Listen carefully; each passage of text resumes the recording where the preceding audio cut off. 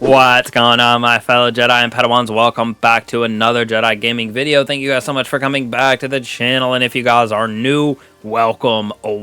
Today we are covering the first Strand Rocket that Bungie gave to us with the Solstice event in 2023 called the Crowning Duologue. Now this right here is one of those precision frames, so it has intrinsic tracking, a little less damage, but it has that tracking. 15 rounds a minute, similar to our Palmera B, Ascendancy, Royal Entry, Sub-Zero Salvage. So you have a couple other options, and this has some pretty fun rolls for the PvP PvE realm. I wish the loot pool, or perk pool I should say, was a little bit bigger, because in the PvE realm, definitely lacking, but we're still got some fun rolls that we're gonna cover for y'all and get right into it. Now, before we go over this PvP roll, the origin trait is called Dreamwork. Once per reload, assists or assisted final blows partially refill the magazine from reserves, potentially overflowing. So sometimes you'll just reload the rocket and you'll see 2 in there, and with some of the rolls that we're going to have on for PvE, might see even more, 3, 4, depending on what you do beforehand, if you can get this to proc, plus our perk in that 4th column. But first, the PvP side of things. This really isn't bad, as you can see these stats right here. We built it out heavily for that blast radius, and with the intrinsic tracking, it does feel pretty good for a rocket for sure. I used the Roar the Bear or one of our grenade launchers most of the time anyways, but this does feel very good as well inside of the Crucible. So first off, we got that volatile launch. As you can see, it gives us that 15 in the blast radius, little negative to handling and velocity, but we make up for that in our other perks. This is what I was saying, it is that precision frame tracking, so it is nice, so you don't have to have like tracking module on it, it's just all intrinsic. Now for our second perk, going with Black Powder. Again, blast radius +5, -2 stability. My opinion, don't really need the stability on this rocket because of that tracking, and it has the perks in the 3rd and 4th column that really help that out.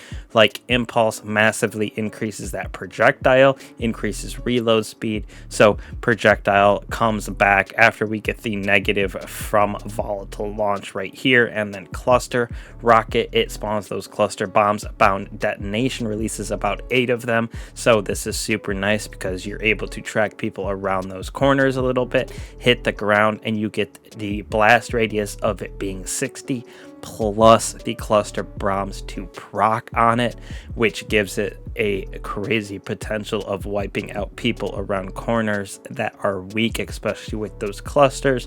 And then for mods, I would throw on quick access sling or something like freehand grip. And then for my masterwork for PvP in the Crucible, I went with blast radius. Just felt right to crank it up to 60. Like I said, you can see those stats up there on the left hand side. Moving on to the PvE realm, where, like I said, I do wish in the 4th column specifically there was a couple better perks for damage, but we do have some fun combinations. So as you can see, this is the stats we got going on here, with the barrel and the magazine being the same, I think, for every option in our 3rd and 4th column. So I went with linear compensator, jack of all trades for our rockets right here, stability, velocity, blast radius, all +5.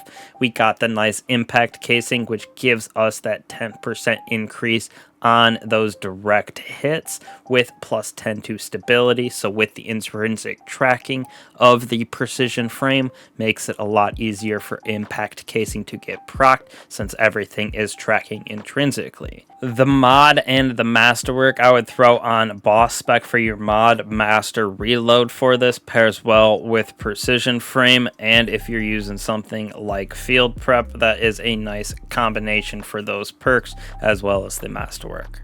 Now, for our third column, the first option that I have here is Demolitionist. So when we get defeats, we're going to get grenade energy, and when we throw our grenade, it's going to reload this weapon. So that right there is kind of nice for damage in general, especially using something like a Sunbracers build. Now, there is a baby cooldown for that reload, so you can't just throw a grenade, rocket, throw a grenade, rocket. You might have to throw 2 grenades before it'll reload, but Demo is a very good perk in my opinion in this third column.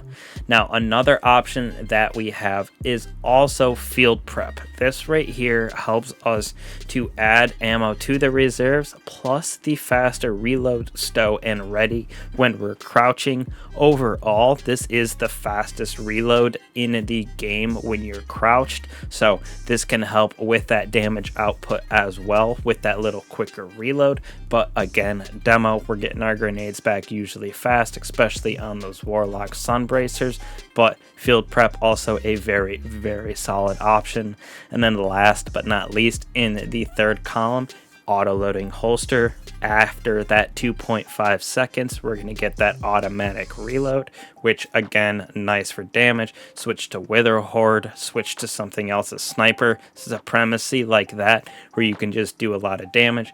Let this auto load, shoot your rocket, and then continue with your primary. Outbreak Perfected, sniper, like I said, a couple different options in this third column. Now, when we move to the fourth column, first one that I had on was Chain Reaction. Those final blows with the weapon create elemental explosions. So this is kind of nice for those Strand synergy, Strand explosions. I have a demo Chain Reaction roll, which the PvE side of the gameplay that you see is with that. So it's a very fun roll. Like I said, love the Chain Reaction side of that for ad clear especially. Now, we do have a couple other options damage wise. You could go with something like Adrenaline Junkie right here, so defeats with the weapon or with grenades. So pairing this with something like Demo Adrenaline would be super nice. So when you get this to ×5, you're getting that 33% damage increase plus the 10% from impact casing. So that's really our only damage perk though, in my personal opinion. You could go with a Swashbuckler, but it seems easier in my opinion to go Demo Adrenaline. They play on top of each other a little bit better.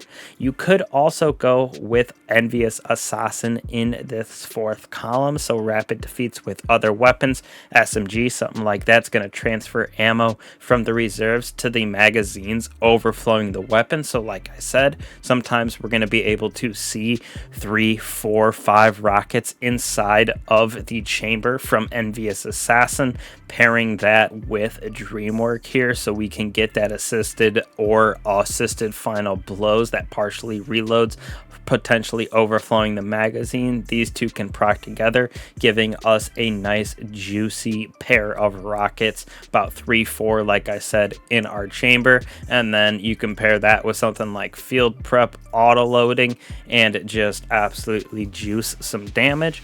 But like I said, definitely some better options for rockets inside of Explosive Light on a lot of rockets that we have. Apex Predator from Last Wish is reigning pretty supreme right now with Bait and Switch, but Hothead with Demo Explosive Light is also very good. So we have other options for PvE, but we give this thing about a 4 out of 5 inside of the Crucible and about a 3 out of 5 inside of the PvE realm, maybe a 3.5 because I like the synergy with Strand, and it does have some fun perks in my opinion. So that's what we're going with on this bad boy.